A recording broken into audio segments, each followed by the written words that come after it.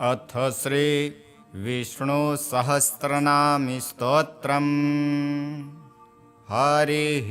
ओम्। श्रीपरमात्मने नमः। नारायणं नमस्कृत्य नरं चैव नरोत्तमं देवीं सरस्वतीं व्यासं ततो जयमुदीरयेत्। ओम अथ सकल सौभाग्यदायकं श्री विष्णु सहस्रनाम स्तोत्रम्। हरिः ओम। शुक्लांबरधरं विष्णुं शशिवर्णं चतुर्भुजं प्रसन्नवदनं ध्याये सर्वविघ्नोपशान्तये। यस्य द्विरद्ववस्त्राद्यः पारिषद्यः परः सतं विघ्नं निघ्नन्ति सततं विश्वक्सेनं त्रमाश्रये। व्यासं वसिष्ठनत्तारं शक्तेः पौत्रकल्मषं पराशरात्मजं वन्दे सुकतातं तपोनिधिं। व्यासाय विष्णुरूपाय व्यासरूपाय विष्णवे नमो वै ब्रह्मनिधये वासिष्ठाय नमो नमः। अविकाराय शुद्धाय नित्याय परमात्मने सदैकरूपरूपाय विष्णवे सर्वजिष्णवे। यस्य स्मरणमात्रेण जन्मसंसारबन्धनात् विमुच्यते नमस्तस्मै विष्णवे प्रभविष्णवे। नमः समस्तभूतानां आदिभूताय भूवृते अनेकरूपरूपाय विष्णवे प्रभविष्णवे। ॐ नमो विष्णवे प्रभविष्णवे। श्रीवैशम्पायन उवाच श्रुत्वा धर्मान् शेषेण पावनानि च सर्वशः युधिष्ठिरः शान्तनवं पुनरेवाभ्यभाषत। युधिष्ठिर उवाच किमेकं दैवतं लोके किं व्यापेकं परायणं स्तुवन्तः कं कमर्चन्तः प्राप्नुयुर्मानवः शुभं। को धर्मः सर्वधर्माणां भवतः परमो मतः किं जपन्मुच्यते जन्तुर्जन्म संसारबन्धनात्। भीष्म उवाच जगत्प्रभुं देवदेव अनन्तं पुरुषोत्तमं स्तुवन्तं नाम सहस्रेण पुरुषः सततोत्थितः। त्वमेव चार्चयन्नित्यं भक्त्या पुरुषमव्ययं ध्यायन् स्तुवन् नमस्यंश्च यजमानस्तमेव च। अनादिनिधनं विष्णुं सर्वलोकमहेश्वरं लोकाध्यक्षं स्तुवन्नित्यं सर्वदुःखादिको भवेत्। ब्रह्मण्यं सर्वधर्मज्ञं लोकानां कीर्तिवर्धनं लोकनाथं महद्भूतं सर्वभूतभवोद्भवम्। एष मे सर्वधर्माणां धर्मोऽधिकतमो मतः यद्भक्त्या पुण्डरीकाक्षं स्तवैरर्चेन्नरः सदा। परमं यो महत्तेजः परमं यो महत्तपः परमं यो महद्ब्रह्म परमं यः परायणं पवित्राणां पवित्रं यो मङ्गलानां च मङ्गलं दैवतं दैवतानां च भूतानां यो व्ययः पिता। यतः सर्वाणि भूतानि भवन्त्यादियुगागमे यस्मिंश्च प्रलयं यान्ति पुनरेव युगक्षये। तस्य लोकप्रधानस्य जगन्नाथस्य भूपते विष्णुर्नाम सहस्रं मे शृणु पापभयापहम्। यानि नामानि गौणानि विख्यातानि महात्मनः ऋषिभिः परिगीतानि तानि वक्ष्यामि भूतये। ऋषिर्नाम्नां सहस्रस्य वेदव्यासो महामुनिः छन्दोनुष्टुप् तथा देवो भगवान् देवकीसुतः। अमृतांशुद्भवो बीजं शक्तिर्देवकीनन्दनः त्रिमासा हृदयं तस्य स्यान्तर्थे विनियोज्यते। विष्णुं जिष्णुं महाविष्णुं प्रभविष्णुं महेश्वरम् अनेकरूपदैत्यान्तं नमामि पुरुषोत्तमम्। श्रीवेदव्यास उवाच ॐ अस्य श्रीविष्णुदिव्यसहस्रनामस्तोत्रमहामन्त्रस्य श्रीवेदव्यासो भगवान् ऋषिः अनुष्टुप्छन्दः श्रीमहाविष्णुपरमात्मा श्रीमन्नारायणो देवता अमृतांशुद्भवो भानुरितिबीजं देवकीनन्दनः स्रष्टेति शक्तिः उद्भवः क्षोभणो देव इति परमो मन्त्रः शङ्खबृन्नन्दकी चक्रिति कीलकं सारं धन्वा गदाधर इत्यस्त्रं रथाङ्गपाणिरक्षोभ्य इति नेत्रं त्रिसामासामगः सामेति कवचम् आनन्दं परं ब्रह्मेति योनिः ऋतिः सुदर्शनः काल इति दिग्बन्धः श्रीविष्णुरूप इति ध्यानम् श्रीमहाविष्णुप्रीत्यर्थे सहस्रनामस्तोत्रपाठे विनियोगः। अथ ध्यानम्। ॐ नमो वासुदेवाय। शान्ताकारं भुजगशयनं पद्मनाभं सुरेशं विश्वाधारं गगनसदृशं मेघवर्णं शुभाङ्गं लक्ष्मीकान्तं कमलनयनं योगभिर्ध्यानगम्यं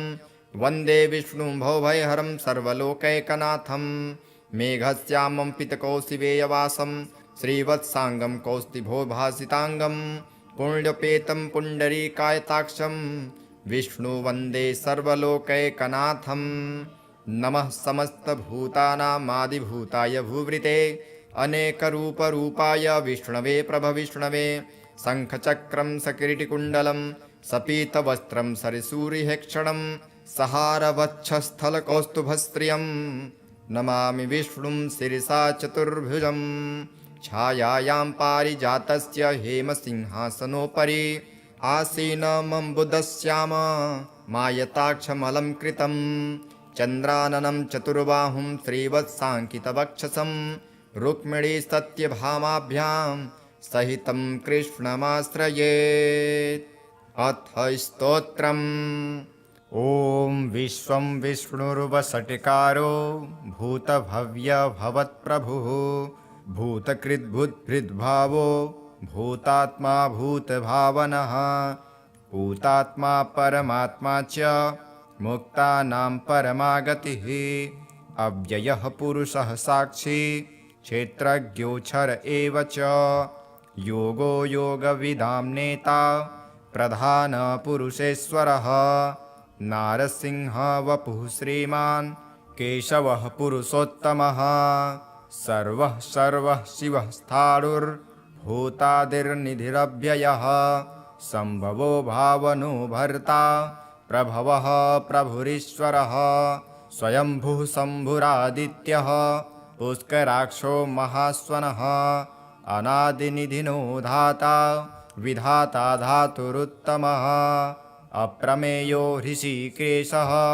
पद्मनाभो मरप्रभुः विश्वकर्मा मनुस्त्वष्टा स्थविष्ठस्थविरो ध्रुवः अग्राह्य शाश्वतः कृष्णो लोहिताक्षः प्रतर्दनः प्रभुतस्त्रिककुब्धाम पवित्रं मङ्गलं परम् ईशानः प्राणदः प्राणो ज्येष्ठः श्रेष्ठः प्रजापतिः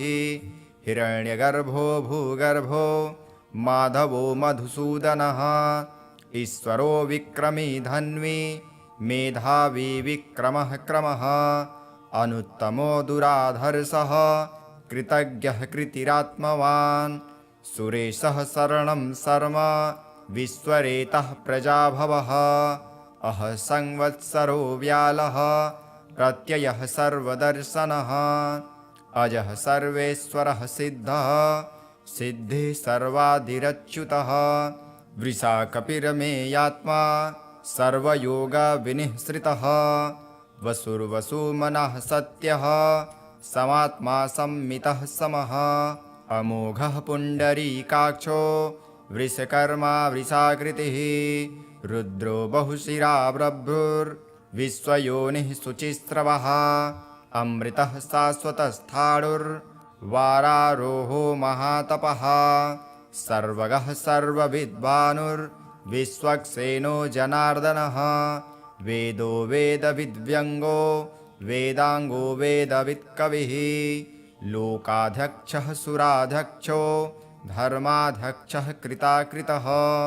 चतुरात्मा चतुर्व्यूहश्चतुर्दंष्ट्रचतुर्भुजः भ्राजिष्णुर्भोजनं भोक्ता सहिष्णुर्जगदादिजः अनघो विजयो जेता विश्वयोनिः पुनर्वसुः उपेन्द्रो वामनः प्रांशुरमोघः शुचिरुर्जितः अतीन्द्रः संग्रहः सर्गो धृतात्मा नियमो यमः वेद्यो वेदः सदा योगी वीरः माधवो मधुः अतीन्द्रियो महामायो महोत्साहो महाबलः महाबुद्धिर्महावीर्यो महाशक्तिर्महाद्युतिः अनिर्देश्यः वपुः श्रीमान् हेयात्मा महादृघृक महेश्वासो महीभर्ता श्रीनिवासः सतां गतिः अनिरुद्धः सुरानन्दो गोविन्दो गोविदापतिः मरीर्चिर्दमनो हंसः सुपर्णो भुजगोत्तमः हिरण्यनाभः सूतपा पद्मनाभः प्रजापतिः अमृत्युः सर्वदृक्सिंहः सन्धाता सन्धिमान् स्थिरः अजो दुर्मर्षणः शास्ता विस्तृतात्मा सुरारिहा गुरुर्गुरुतमो धाम सत्यः सत्यपराक्रमः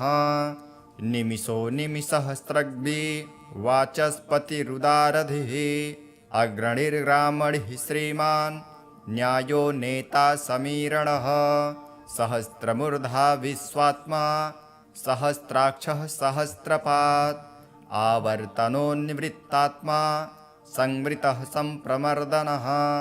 अहः संवर्तको वह्निरनिलो धरणीधरः सुप्रसादः प्रसन्नात्मा विश्वदृग्विश्वभुग्विभुः सत्कर्ता सत्कृतः साधुर्जह्नु नारायणो नरः असंख्ययो प्रमेयात्मा विशिष्टः शिष्टकृच्छुषिः सिद्धार्थः सिद्धसङ्कल्पः सिद्धिदः सिद्धिसाधनः वृषाही वृषभो विष्णुर्वृषपर्वा वृषोदरः वर्धनो वर्धमानश्च विविक्तः श्रुतिसागरः सुभुजो दुर्धरो वाग्मी महेन्द्रो वसुदो वसुः नैकरूपो बृहद्रूपः शिपिविष्टः प्रकाशनः ओजस्तेजोद्युतिधरः प्रकाशात्मा प्रतापनः श्रद्धस्पष्टाक्षरो मन्त्रश्चन्द्रासुर्भास्करद्युतिः अमृतांशुद्भवो भानुः शशविन्दुः सुरेश्वरः औषधं जगतः सेतुः सत्यधर्मपराक्रमः भूतभव्यभवन्नाथः पवनः पावनो नलः कामः कामकृत्कान्तः कामः कामप्रदः प्रभुः युगदादिकृद्युगावर्तो नैकमायो महासनः अदृश्यो व्यक्तरूपश्च सहस्रजिदनन्दजित इष्टो विशिष्टशिष्टेष्टः शिखण्डी नहुषो वृषः क्रोधः क्रोधकृत्कर्ता विश्वबाहुर्महीधरः अच्युत प्रथितः प्राणः प्राणदो वासवानुजः अपानिधिरधिष्ठान अप्रमत्तः प्रतिष्ठितः स्कन्धः स्कन्धधरो दुर्यो वरदो वायुवाहनः वासुदेवो बृहद्भानुर् आदिदेवः पुरन्दरः अशोकशास्तरणस्तारः सुरः शौरिर्जनेश्वरः अनुकूलः सतावर्तः पद्मी पद्मनिभीक्षणः पद्मनाभोरविन्दाक्षः पद्मगर्भः शरीरभृत महर्धिरिग्धो वृद्धात्मा महाक्षो गरुडध्वजः अतुलः शरणो भीमः समयज्ञो हविर्हरिः सर्वलक्षणलक्षण्यो लक्ष्मीवान् समितिञ्जयः विक्षरो रोहितो मार्गो हेतुर्दामोदरः सहः महीधरो महाभागो वेगवानमितासनः उद्भवः क्षोभणो देवः श्रीगर्भः परमेश्वरः करणं कारणं कर्ता विकर्ता गहनो गुहः व्यवसायो व्यवस्थानः संस्थानस्थानदो ध्रुवः परधिः परमस्पष्ट तुष्टः पुष्टः सुवेक्षणः रामो विरामो विरजो मार्गो नेयो नयो नयः विरह शक्तिमतां श्रेष्ठो धर्मो धर्मविदुत्तमः वैकुण्ठः पुरुषः प्राणः प्राणदः प्राणवः पृथुः हिरण्यगर्भः शत्रुघ्नो व्याप्तो वायुरथोच्छजः ऋतुः सुदर्शनः कालः परमेष्ठी परिग्रहः उग्रः संवत्सरो दक्षो विश्रामो विश्वदक्षिणः विस्तारः स्थावरस्थाणुः प्रमाणं बीजमव्ययम् अर्थोऽनर्थो महाकोशो महाभोगो महाधनः अनिर्विर्णः स्थविष्ठोर्भुर्धर्मयूपो महामखः नक्षत्रनेमिर्नक्षत्रे क्षमः क्षामः समीहनः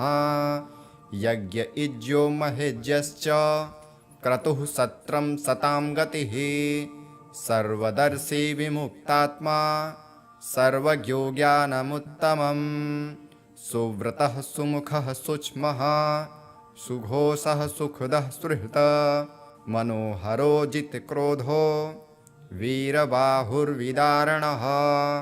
स्वापनः स्ववशो व्यापी नैकात्मा नैककर्मकृत वत्सरो वत्सलो वत्सी रत्नगर्भो धनेश्वरः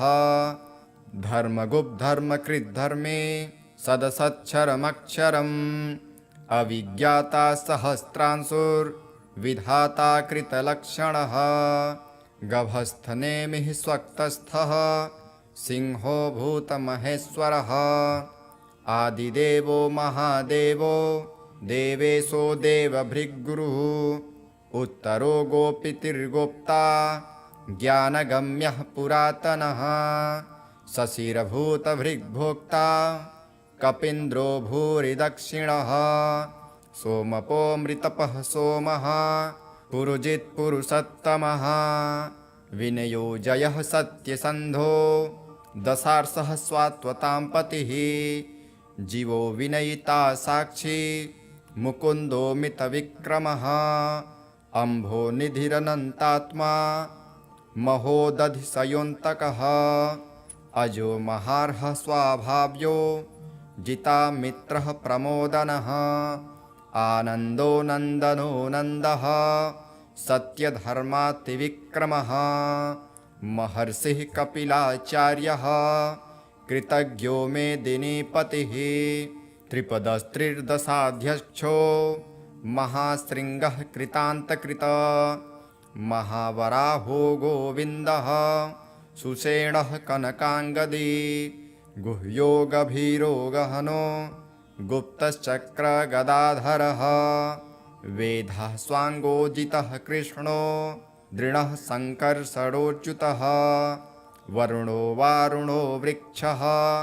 पुष्कराक्षो महामनः भगवान् भगहानन्दी वनमाली हलायुधः आदित्यो ज्योतिरादित्यः सहिष्णुर्गतिसत्तमः सुधन्वाखण्डपरशुर्दारुणो द्रविडप्रदः दिवस्पृकः सर्वव्यासो वाचस्पतिरयो निजः त्रिसामा सामगः साम निर्वाणं भेषजं विशग सन्न्यासकृच्छमः शान्तो निष्ठः शान्तिः परायणम् शुभाङ्गः शान्तिदः श्रेष्ठा कुमुदः कुवलेशयः गोहितो गोपतिर्गोप्ता वृषभाक्षो वृषप्रियः अनिर्वर्ती निवृत्तात्मा संक्षिप्ता क्षेमकृच्छिवः श्रीवत्सवक्षा श्रीवासः श्रीपतिः श्रीमताम्बरः श्रीदः श्रीसः श्रीनिवासः श्रीनिधिः श्रीविभावनः श्रीधरः श्रीकरः श्रेयः श्रीमाङ्लोकत्रयाश्रयः स्वच्छः स्वङ्गः सतानन्दो नन्दिर्ज्योतिर्गणेश्वरः विजितात्मा विधेयात्मा सत्कीर्तिश्छिन्नसंशयः उदीर्णः सर्वतश्चूर निशः शाश्वतस्थिरः भूषयो भूषणो भूतिर्विशोकः शोकनाशनः अर्चिस्मानर्चितः कुम्भो विशुद्धात्मा विशोधनः अनिरुद्धो प्रतिरथः प्रद्युम्नोमितविक्रमः कालनेमिनिहावीरः सौरिः सुरजनेश्वरः त्रिलोकात्मा त्रिलोकेशः केशवः केशिहा हरिः कामदेवः कामपालः कामी कान्तः कृतागमः अनिर्देश्य वपुर्विष्णुर्वीरोऽनन्तो धनञ्जयः ब्रह्मण्यो ब्रह्मकृद्ब्रह्मा ब्रह्म ब्रह्म विवर्धनः ब्रह्मविद्ब्राह्मणो ब्राह्मी ब्रह्मज्ञो ब्राह्मणप्रियः महाक्रमो महाकर्मा महातेजा महोरगः महाक्रतुर्महायज्वा महायज्ञो महाहविः स्तव्यस्तवप्रियः स्तोत्रं स्तुतिस्तोतारणप्रियः पूर्णः पूरयिता पूर्णः पुण्यकीर्तिरनामयः मनोजवस्तीर्थकरो वसुरेता वसुप्रदः वसुप्रदो वासुदेवो वसुर्वसुमना हविः सद्धिः सत्कृतिः सत्ता सद्भुतिः सत्परायणः सुरसेनो यदुश्रेष्ठः सन्निवासः सुयामुनः भूतावासो वासुदेवः सर्वासु निलयो नलः दर्पः दर्पदो दृप्तो दुर्धरोऽथा पराजितः विश्वमूर्तिर्महामूर्तिर्दीप्तमूर्तिर्मूर्तिमान् अनेकमूर्तिरव्यक्तः शतमूर्तिशताननः एकोनैकः सवः कः किं यत्तत्पदनुत्तमं लोकबन्धुर्लोकनाथो माधवो भक्तवत्सलः सुवर्णवर्णो हेमाङ्गो वाराङ्गश्चन्दनाङ्गदी वीरः विषमः शून्यो घृताशीरचलश्चलः अमानीमानदो मान्यो लोकस्वामी त्रिलोकघृक सुमेधा मेधजो धन्यः सत्यमेधाधराधरः तेजो वृषोद्युतिधरः सर्वसत्रभृताम्बरः प्रग्रहो निग्रहो व्यग्रो नैकशृङ्गो गदाग्रजः चतुर्मूर्तिश्चतुर्बाहुश्चतुर्व्यूहश्चतुर्गतिः चतुरात्मा चतुर्भावश्चतुर्वेदविदेकपात् समावर्तो निवृत्तात्मा दुर्जयो दुरतिक्रमः दुर्लभो दुर्गमो दुर्गो दूरावासो दुरारिहा शुभाङ्गो लोकसारङ्गः सुतन्तुस्तन्तुवर्धनः इन्द्रकर्मा महाकर्मा कृतकर्मा कृतागमः उद्भवः सुन्दरः सुन्दो रत्ननाभः सुलोचनः अर्को वाजसनः शृङ्गी जयन्तः सर्वविजयी सुवर्णबिन्दुरक्षोभ्यः सर्ववागीश्वरेश्वरः महानदो महागर्तो महाभूतो महानिधिः कुमुदः कुन्दरः कुन्दः पर्जन्यपावनो नीलः अमृतास्तोमृतवपुः सर्वज्ञः सर्वतोमुखः सुलभः सुव्रतः सिद्धः शत्रुजिच्छत्रुतापनः न्यग्रोधोदुम्बरो स्वस्थश्चाडुरान्ध्रनिषूदनः सहस्रार्चिर्सप्तजिह्वः सप्तैधाः सप्तवाहनः अमूर्तिरनघोचिन्त्यो भयकृद्भयनाशनः अणुर्बृहत्कृशः स्थूलो गुणभृन्निर्गुणो महान् अधृतः स्वधृतः स्वास्य प्राग्वंशो वंशवर्धनः भारकृत्कथितो योगी योगी सः सर्वकामदः आस्त्रमः स्त्रमणः क्षामः सुपर्णो वायुवाहनः धनुर्धरो धनुर्वेदो दण्डो दमयिता दमः अपराजितः सर्वसहो नियन्ता नियमो यमः सत्त्वान् सात्विकः सत्यः सत्यधर्मपरायणः अभिप्रायः प्रियार्होर्हः प्रियकृतप्रीतिवर्धनः विहाय स गतिर्ज्योतिः सुरुचिर्हूतभुग्विभुः रविर्विरोचनः सूर्यः सविता रविलोचनः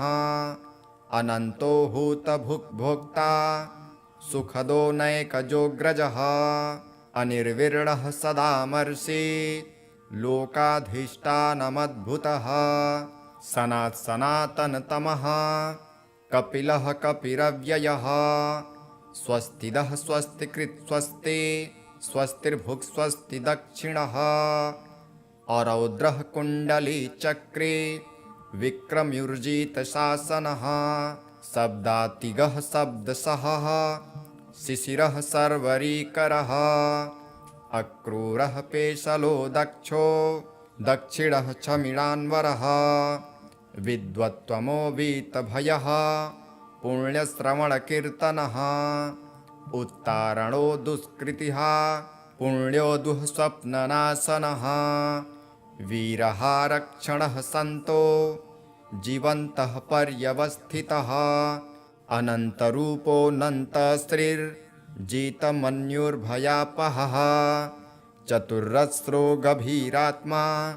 विदिशो व्यादिशो दिशः अनादिर्भुर्भुवो लक्ष्मीः सुवीरो रुचिराङ्गदः भीमो भीमपराक्रमः आधारनीलयो धाता पुष्पहासः प्रजागरः ऊर्ध्वगः सत्पथाचारः प्राणदः प्रणवः पणः प्रमाणं प्राणनिलयः प्राणभृत्प्राणजीवनः तत्त्वं तत्त्वविदेकात्मा जन्ममृत्युजरातिगः भूर्भुवः स्वस्तरुस्तारः सविता प्रपितामहः यज्ञो यज्ञपतिर्यज्वा यज्ञाङ्गो यज्ञवाहनः यज्ञभृद्यज्ञकृद्यज्ञे यज्ञभुग्यज्ञसाधनः यज्ञान्तकृद्यज्ञगुह्य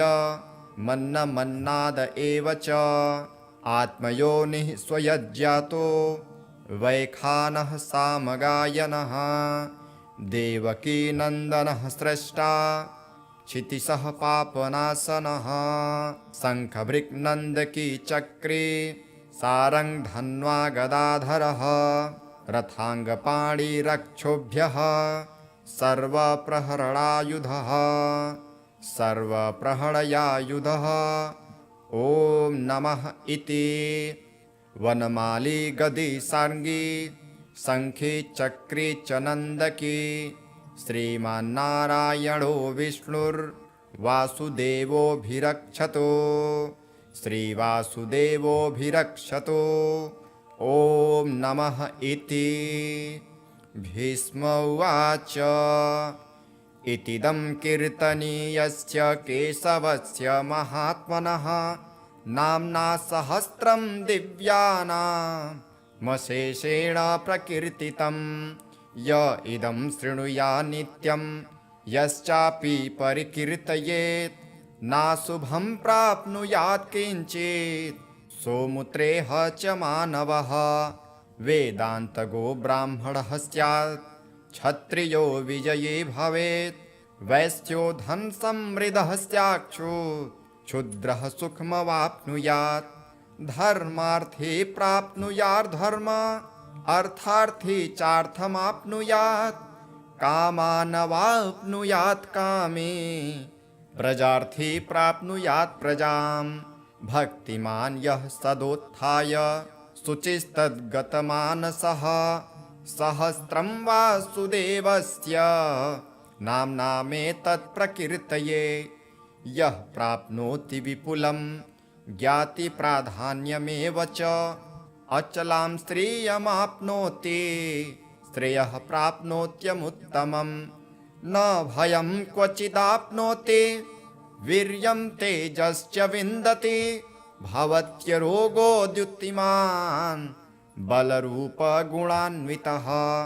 रोगार्तो मुच्यते रोगात् द्वन्द्वो मुच्येत बन्धनात् भयामुच्येत भीतस्तो मुच्येतापन्न आपदः दुर्गाण्यतीतरात्यासु पुरुषः पुरुषोत्तमं तुवन्नाम सहस्रेण नित्यं भक्तिसमन्वितः वासुदेवाश्रयो मार्त्यो वासुदेवपरायणः सर्वपापविशुद्धात्मा यतिब्रह्म सनातनं न वासुदेवभक्तानां न शुभं विद्यते क्वचित् जन्म मृत्योर्जराव्याधि भयं नैवोपजायते इमं स्तवमधीयानः श्रद्धा भक्तिसमन्वितः युज्यतात्मसुखशान्ति श्रीधृते स्मृतिकीर्तिभिः न क्रोधो न च मात्सर्य न लोभो नाशुभा मतिः भवन्ति कृतपुण्यानां भक्तानां पुरुषोत्तमे द्योषचन्द्रार्कनक्षत्रा हन्दिशो भूर्महो दधिः वासुदेवस्य वीर्येण विधृतानि महात्मना ससुरासुरगन्धर्वं सयछोरगराक्षसं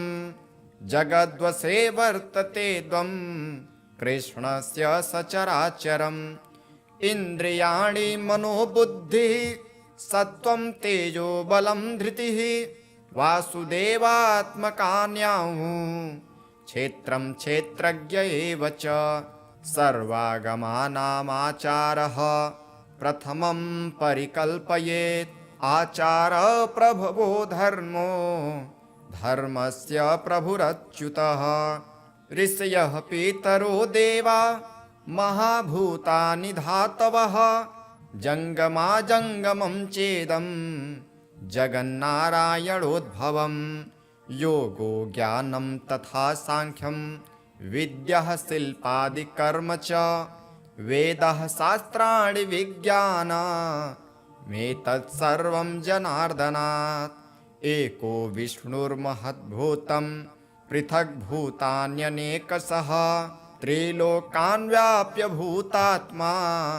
भुङ्क्ते विश्वभुगव्ययः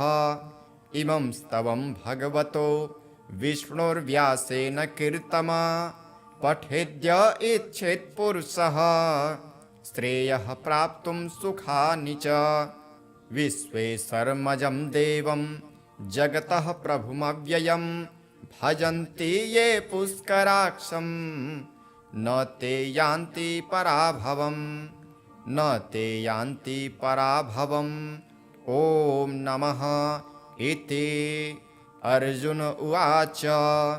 पद्मपत्रविशालाक्ष पद्मनाभसुरोत्तम भक्तानामनुरक्तानां त्राता भव जनार्दन श्रीभगवानुवाच यो मां नाम सहस्रेण स्तोतुमिच्छति पाण्डव सोऽहमेकेन श्लोकेन स्तुत एव न संशयः स्तुत एव न संशयः ॐ नमः इति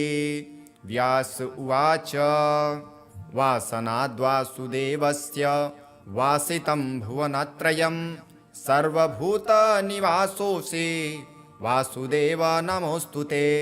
श्रीवासुदेव नमोऽस्तुत् ॐ नमः इति पार्वत्युवाच केनोपायेन लघुनां विष्णुर्नाम सहस्रकं पठ्यते पंडितैर्नित्यं श्रोतुमिच्छाम्यहं प्रभो। ईश्वर उवाच श्रीराम राम रामेति रमे रामे मनोरमे सहस्रनाम तत्तुल्यं राम नाम वरानने। श्रीराम राम रामेति रमे रामे मनोरमे सहस्रनाम तत्तुल्यं राम नाम वरानने। श्रीराम राम रामेति रमे रामे मनोरमे सहस्रनाम तत्तुल्यं राम नाम वरानने। श्रीराम नाम वरानना ओम नमः इति। ब्रह्मोवाच नमोऽस्त्वनन्ताय सहस्रमूर्तये सहस्रपादाक्षिशिरोरुबाहवे सहस्रनाम्ने पुरुषाय शाश्वते सहस्रकोटियुगधारिणे नमः। सहस्रकोटियुगधारिणे नमः ओम नमः इति। संजय उवाच यत्र योगेश्वरः कृष्णो यत्र पार्थो धनुर्धरः तत्र श्रीविर्जयो भूतिर्ध्रुवा नीतिर्मतिर्मम। श्रीभगवानुवाच अनन्याश्चिन्तयन्तो मां ये जनाः पर्युपासते तेषां नित्याभियुक्तानां योगक्षेमं वहाम्यहम्। परित्राणाय साधूनां विनाशाय च दुष्कृतां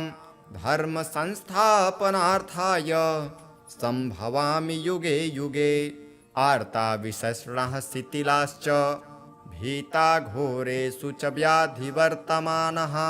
संकीर्त्य नारायणशब्दमात्रं विमुक्तदुःखा सुखिनो भवन्ति। कायेन वाचा मनसेन्द्रियैर्वा बुद्ध्यात्मना वा प्रकृते स्वभावात् करोमि यद्यत् सकलं परस्मै